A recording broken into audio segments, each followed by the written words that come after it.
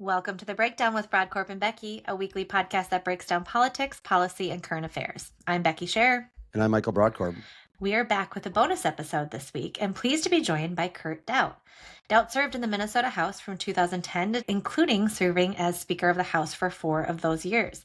Speaker Daudt is here to join us as we are coming to you with breaking news. Over the past few weeks, we have discussed the residency issue in House District 40B, which includes Roseville. Today, a judge ruled that Curtis Johnson, the Democrat candidate who was announced the winner of the seat on election night, does not meet residency requirements. With Speaker Daudt, we will break down the judge's ruling and subsequent action by the Supreme Court. We will get into what this means for the seat itself, Speaker of the House, and the 2025 legislative session that is just weeks away from starting. Thanks for joining us and enjoy the show. We are very excited to have you on the podcast for the first time. We've talked about you a lot, and I am very pleased to have you. Second time. I think you weren't on, Becky, when I was on the first time. I think that's what it was. It was one of my... first time with all of us. Yeah. Yes. Yep.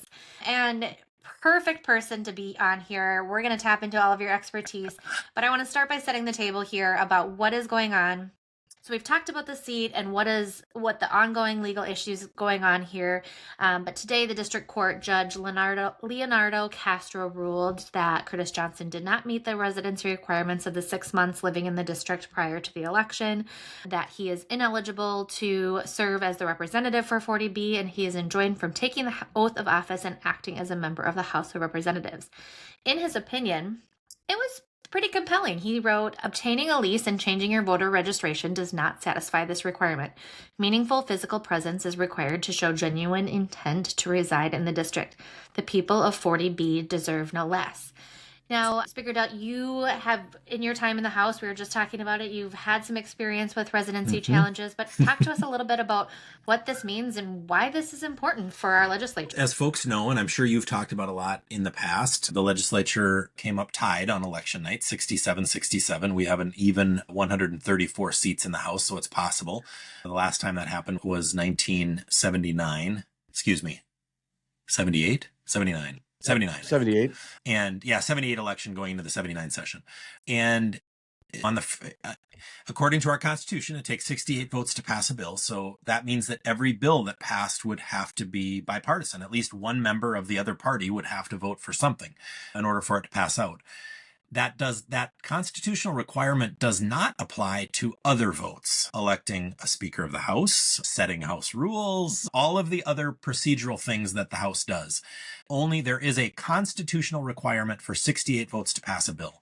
And so the reason that's important, with this vacating the seat now, the Democrats will have 66 seats going into the first day, and the Republicans will have a 1-seat advantage with 67, which means, in the first order of business, is electing a Speaker of the House. So the Republicans will be able to elect a Speaker of the House. That vote will likely stand for the full 2-year period. The reason that's so important is, and the reason I say that is, you have to have a majority of votes to overturn that vote later, right? To call for a new election or to overturn that. It means we're probably set up for a fairly bumpy session, and it will become for those who are procedural nerds and like to watch that stuff and watch the House rules, I would assume there will be a lot of maneuvering and trying to figure out how can we gain some sort of advantage, and how can we take advantage of a member not being here or something to try to sway this back in our direction. But the reality is, if the Republicans can elect a Speaker on the first day, that Speaker will likely be elected for the 2-year period. And the Speaker has a lot of power, right? The Speaker appoints all of the committee chairs.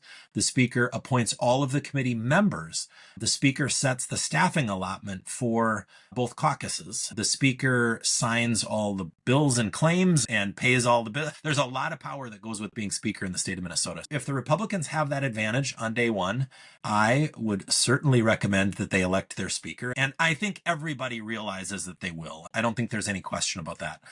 It's what happens after that, right? If the Speaker, there's been some agreement that they would have an even number of members on each committee and that they would have co-chairs on each committee. If we have one Republican Speaker, they get to make that decision, and that person can decide if they want to have just Republican chairs of all the committees. They can decide if they want to change the number of members on each committee. They can even change the committee structure. And I've got some ideas on a committee or two they might want to add. This is a very big decision. And even though it still takes 68 votes to pass a bill, the Republicans can't pass legislation without at least one Democrat. Having the position of Speaker is a very big deal. Absolutely. We had Representative Niska on, leader Niska earlier, just a couple weeks ago, and I was not aware of the 68 required votes needed to pass something. But I do think this is fascinating. So as rules say, right now we could go in, election or session starts just in a couple weeks. So they go in and 67 votes on the Republican side would be enough. So 67 votes we can elect, and understanding that at this point it's looking like that will be Speaker designate Lisa Dameth, who will be the one to ascend to that seat and be elected there. The Speaker designate, I'm not sure who is using that or came up with that, and I'm not sure that's actually the technically correct term. Every time I hear that, I and you're not the one that did it, but right. I keep saying neither one. We really technically don't have, unless they have an agreement on shared power. We really don't have a Speaker designate right now. There is not a majority in the House. Right. Today we do. After this decision, I think we have a Speaker designate, and I think they've been operating under that. Hortman and Dameth were both. Yeah, I've noticed that other people have been using that term, and technically it's not correct.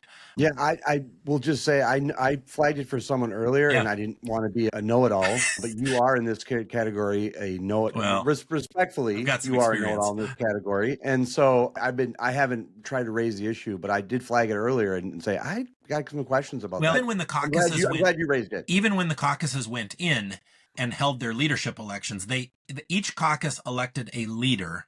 Neither one of them elected a speaker, and neither one of them elected a majority leader. They elected a speaker and a deputy leader, a leader and a deputy leader. That's what both caucuses did, with the final agreement to iron out, would those people be co-speakers and co-majority leaders, or how would that work? And it was never released publicly that they came to an agreement on all of those things. But anyway, sorry. No, I love that. And I want to get a little bit in, because you said that those people that love the procedural rules and all of that. That's where I'll raise my hand and say I'm one of those people, because I think it's one of the places that in politics, it's like a chess match, right? It's where who knows more and who knows how to navigate through this. Some people can look at some of the stuff surrounding all of that as shady. I look at it as a way to be smarter than the other people in the room. And so this is one, though, I've seen a little bit of chatter, and I saw a tweet from you on Twitter or on X about whether there are some kind of is there some funny business that can happen? Ken Walz call a special session is something that is done here in lame duck before the next session takes place. Is the next house bound to this house's rules? How does that work? Can you walk us through a little bit of, from your perspective, what that looks like? So I think it started with former Majority Leader Ryan Winkler posting that on Twitter or X. I still call it Twitter. What did you say? He's a troublemaker. But he's a troublemaker that's been on our podcast. He's a smart guy, though, and he's an attorney. Yeah. He's a very smart guy. I sat across at the microphone and was his rival for a few terms. We have a good relationship, but an adversarial relationship nonetheless. And so his point was that the governor should call a special session right now, and the House should change its House rules to say that it took 68 votes to elect a speaker. Here's the problem with that. And I say that one legislature can't bind the next. That's been proven over time. That's why each legislature has to pass its own budget. And so one legislature can't pass a spending and provision and bind the next legislature to that. That question has been solved. The Constitution does allow the House, each house of the legislature each house of the legislature to set its own rules and organize itself. But here's the problem. Even if they did that, and I think the House generally follows the previous session's rules, but on the first day when you go in, one of the items of business is you adopt rules, right? You elect a speaker and then you adopt rules. And historically, we have adopted temporary rules, and then those just had effect until we could work out what the permanent rules would be. Sometimes we would just adopt permanent rules on the first day. If Ryan would pick up his rule book, he will see that on the front cover of his rule book, it says permanent rules, but it also says for the 23-24 legislative session, biennium or session. It doesn't mean, but here's the reason why his point, and he is absolutely grasping at straws, which tells us and it gives us an indication that the Democrats know what creek they are up without a paddle, because they don't have a lot of options here unless they can get a court to overturn this. And the reason I say that, the reason what he's saying doesn't matter is the House itself determines and judges its own rules. So if you disagree with a rule, a member stands up and says, point of order, the rule says this, and we need to follow that. And the speaker makes a ruling and says, the House rules say that we need 68 votes, and a Democrat has risen and said that we need to follow these, that these are the permanent rules of the House, and whatever. A Republican can stand up and say, I move to overturn the ruling of the speaker and request a roll call vote. And there's going to be 67 Republicans that vote for whatever they want, and there's going to be 66 Democrats that vote for whatever they want. At the end of the day, the House judges its own rules. And if you have more members, if you have more butts in seats on the first day, you will win the votes. So there's no question that the Republicans will be able to elect a speaker, regardless of whether they want to try to call a special session to try to preempt Republicans from gaining the advantage that they actually, Democrats gave it to them. Jamie Becker Finn recruited a candidate to run in that district that doesn't live in the district. They knew what they were doing. She recruited this person to run. They knew exactly what they were doing, and they were trying to skirt the rules, right? And they got caught. So they put themselves in this. They have only people they have to blame is themselves.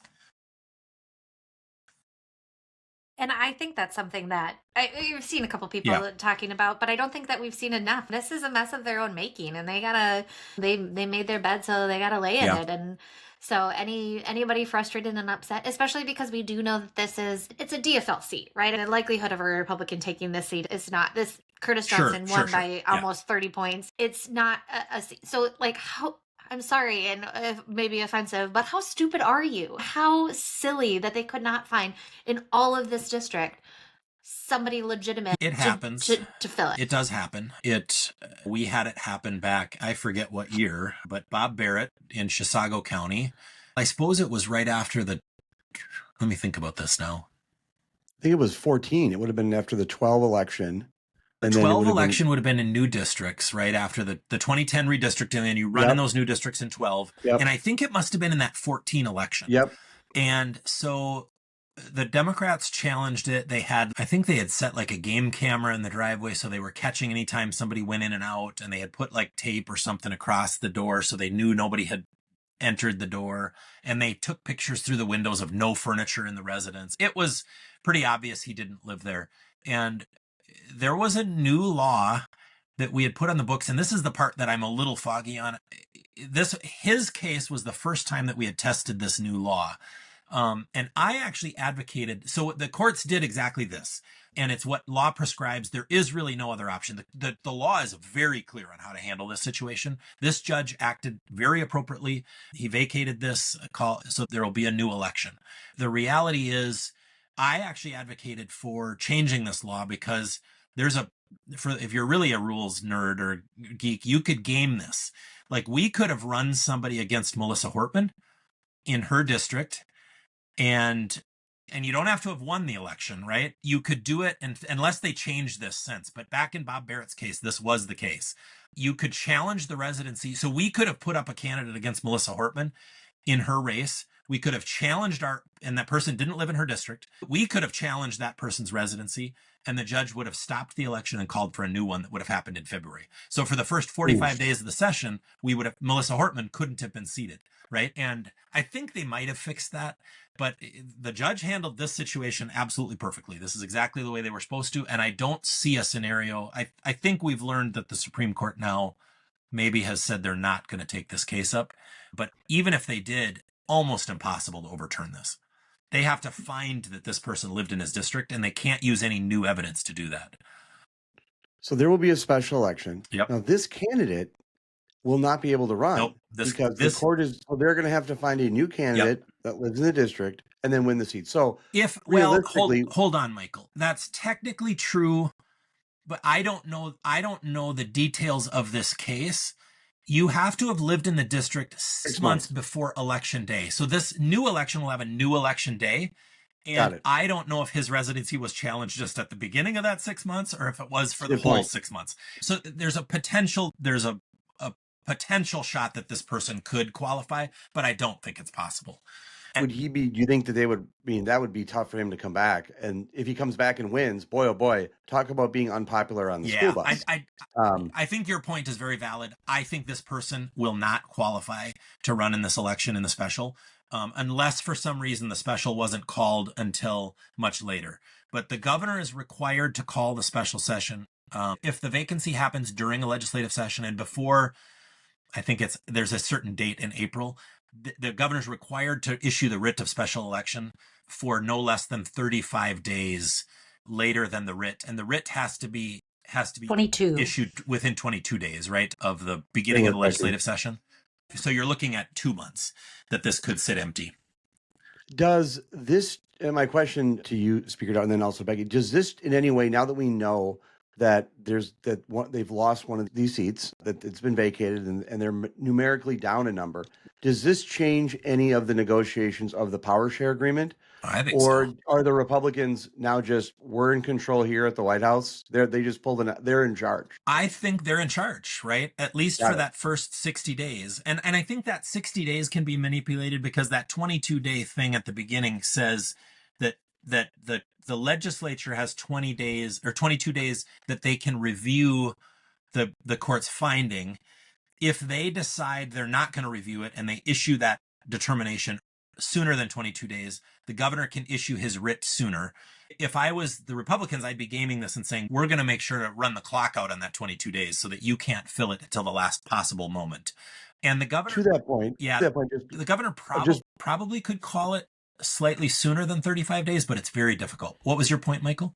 I want to just say, I want to remind our listeners, because I had thought, and I don't want to presume for Becky, but I had thought that's when it was, if they lost one of these seats, that there would not, I didn't understand the 68 to remove the speaker to 67. And so the 60 days, so when you say 60 days though, to our listeners, can you remind them again that during that mathematically, the Democrats will come back potentially up to 67. It'll be a 67-67 tie. Right. But it will require 68 votes to remove the Republican speaker. So yes, there will be a Republican speaker for 2 years. Correct. Yeah. And I'm a little less knowledgeable on what it takes to remove a speaker, but I would say it this way. It would take a new election. So the same, if someday there's a Republican that had a medical issue or died or heaven forbid, whatever, and maybe 2 months from now or 3 months from now or whatever, and the Democrats have a little advantage and one day during session they have a majority, potentially they could call for a new speaker election and they could have a new speaker election and elect a new speaker. I'm a little foggy on what the process is there, and I was just perusing through state statute and the Constitution and the House rules, and I couldn't find anything. As one does. As one does on a Friday afternoon. Yes, a very average Friday afternoon. I don't think there's a requirement that you can't have another speaker election, but it would take a majority of votes the same way the first speaker was elected. So you could have this gaming. That's the reason I said at the beginning, if the Republicans take full advantage of what they were given, and I would expect them to. And you think they should? I think they should. If they take full advantage of what they were given, and the reason I say I think they should is because I know Democrats would. I know full well if the roles were reversed, Democrats would absolutely do it to us. 100%. So there's no reason we shouldn't take advantage. We're going to have more votes on the first day of session. So we should absolutely elect a speaker. That speaker should elect Republican committee chairs, not co-chairs, but Republican committee chairs. And they should fix the committees a little bit. They should take one Democrat off each committee and have a majority of Republicans on committees. Now, if you do that, and the further you push, because they do have an agreement that they'd have co-chairs, and they've all been notified, and they've all been notified of what committees they're going to be on. But really, those things don't take effect until the first day of session, when the speaker once the speaker is elected, the speaker issues those memos to say, I am appointing these people, committee chair, and I'm appointing these people to these committees. The further you push, the more adversarial it gets, right? And the more Democrats are going to be looking for an opportunity to game the system later. And that means if you get into this situation, I think the Senate realized what this looks like for the last few years, because they had a 1-seat majority for a couple of different times in the last few years. You have to have every butt in every seat every day without exception. Because if somebody doesn't show up, you got trouble, right? And the other side now has an advantage. And especially in this case, it's if one person doesn't show up, you've got a problem on either side. How difficult is that to manage? It's almost impossible, right? We have one of the top 10 largest House chambers as far as membership in the country. And we have the largest Senate in the country with 67. And the more you get, things happen, right? Kids get married, somebody gets sick, people die, loved ones die, you have to go to a funeral. There are times when people need, now, if you've got the speaker also sets when we're going to session every day, right? So the speaker could maybe plan, but there's a lot of work that goes into managing that, right? It's herding cats. Now, Speaker, 2 questions I have. First, I want to chat a little bit to Michael's question of the gamemanship kind of this breakdown, because I agree. I think Democrats would 100% take advantage of this. I can see Republicans trying to have an olive branch here or there, trying to find some place that they're conceding something to try to make it a little easier. But that's also going to be tough. If you really want to take advantage of this, you have to take advantage of it. And I think over the last 2 years, from my perspective and everybody, different legislative members and staff we've talked to, what we saw from the Democrats is Republicans really being left by the wayside, right? Their bills weren't being heard. Their testifiers weren't being heard. They were really left out of the process in general. So they called the question. Do they owe anything? They called the question and cut off debate in this last. I was pretty proud during my 13 years in the legislature, a little more than 13 years. The question was never called one time while I was in the legislature. It was called in the session immediately before I was there, and it was called in the session immediately after I left. But when I was there, the question was never called. Why is that significant? Explain to our listeners. If you call the question, it cuts off debate. And we have a rich tradition in the legislature of allowing the minority to speak. You don't have a lot of power. There's a lot of power in being speaker and a lot of power in having the majority, and you control a lot. But what the minority does have is their voice. So I think it's considered bad form to say, we're going to do whatever we want, and we don't even want to hear your opinion on it, right? It's one thing. Everybody knows when you have the votes, you're going to do whatever you want. But to say to somebody, and we're not even going to let you talk about it. We're not even going to let your voice be heard on it. We're just going to cut you off and move on to the next thing because we don't even care at all what you think. That's a tacky thing to do. And there were times when I thought the question was going to be called, and I would always tell the speaker, when I was minority leader, I would always tell the speaker, why don't we just take a break and cool off and let's talk and let's figure this out? Because I just think it's bad for the institution to disrespect the minority in that way. Becky calls the question a lot in this podcast. It really drives me crazy, and our listeners have objected to it, but she still does it. So Becky, maybe if I'm talking too much, feel free to call the question on me. Never. I do have one more question, and I might be putting you on the spot because I don't know if things have changed since you've left. But during COVID, obviously there were rules in place for proxy voting and virtual voting from afar. Do you know if any of those still stand that might be able to assist and benefit Republicans from what you said of having those 67, or has that all been eliminated? They did make some changes to it, it's my understanding, but it does still exist. Democrats still were allowing people to vote remotely, and they changed the process, I think, a little bit, so it's not exactly the way it was during COVID, but you still are allowed to vote remotely. That was never a thing before COVID, and I had advocated that it shouldn't be a thing. And I think you could make a case that it's unconstitutional. Nobody ever really challenged it during COVID, but I made the case at the time because the Constitution says that the legislature shall meet in the seat of government. And if you are not in the seat of government, and I think you can make an argument, well, the meeting has happened there, you're just virtually joining it. I don't know. But so to the heart of your question, could the Republicans use that to their advantage if they do have to have somebody at a funeral to be able to call in from the church basement during the reception afterwards to cast a vote, potentially? Now, the Senate does something different. And remember, the Republicans are going to be able to adopt rules on the first day of session, and they should. They should set up the rules to benefit themselves during this situation. But they should also honor the House. I'm not saying they should completely set up disrespect people and take advantage. But The Senate has a rule that allows more proxy voting, where if Michael's a representative or senator and I'm a senator and I'm at home, I can tell Michael what my vote is, and he can stand up at the end of the vote after they've closed the board and say, Daudt votes aye or whatever.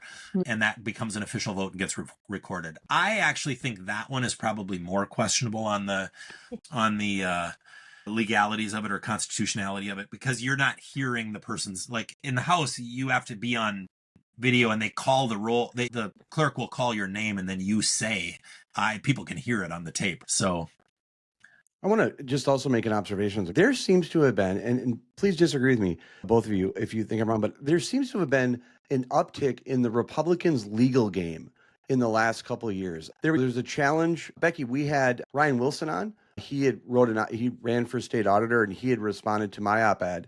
I know he's been involved in some of these cases, and there's been some other attorneys too. But there was a challenge to Trump being on the ballot that was dismissed. We had a legal case recently regarding representation for judges or for election judges in Hennepin County, and that was one. I know Ryan Wilson was involved in some of that behind the scenes, but there's really been an uptick in the Republicans' legal game in this state because this was a significant victory. And I got to also say, it was before you were elected when I was research director at the state party. You might have been on the executive committee. You might have remembered this. But we did a bunch of legal challenges related to residency. And I remember we didn't have the technology and it was a distance issue in time.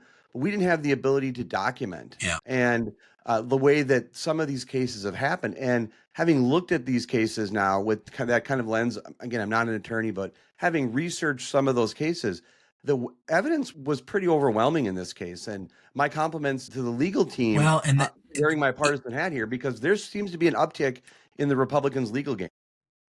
So I want to make 2 points. The first, I don't want to diminish the attorneys on our side, but we have some really talented young attorneys on the Republican side, of which Harry Niska is one of them, but there are others, and they do a really great job. I think a little bit on the second point is, I think the Democrats have gotten a little sloppy too. I think they're pushing the envelope. I think they're getting too comfortable thinking that Minnesota is this Democrat majority, and they're doing things that are questionable. They're doing things that not even a Democrat appointed Supreme Court is willing to say, we're going to overturn that. And interestingly enough, on this case, it's not just the good legal work, but remember, all of this evidence had to be collected before the election, before we knew it was a tied election, right? So somebody was onto this. It takes a lot of discipline. And didn't know how important that was going to be until election day. Kudos to everybody involved. And Democrats have nobody to blame but themselves. They were sloppy, and this was stupid, and they deserve it. And it's going to cost them for 2 years. Wow. And Melissa Hortman will likely lose her speakership over this. Wow. I want to thank you both for coming on today and doing this. And I just got to say, what a great day to have a podcast. This is obviously historic, but to be able to connect with you, Speaker Daudt, and Becky, to come on and talk, for you guys to make time today, I just really appreciate it. You're such a resource, Speaker Daudt, and we would look forward to having you back again. And Becky, thank you so much for making time today to do this. This was just wonderful episode before the holiday break and before the Christmas break. And I wish you both safe travels over the holidays. We want to thank you for listening to this bonus episode of The Breakdown with Brodkorb and Becky. Before we go, show some love for your favorite podcast by leaving us a review on Apple Podcasts or on the platform where you listen. You can also visit our website and follow us across all social media platforms at BB BreakPod. The Breakdown with Brodkorb and Becky will return next week. Thank you so much. Have a great weekend.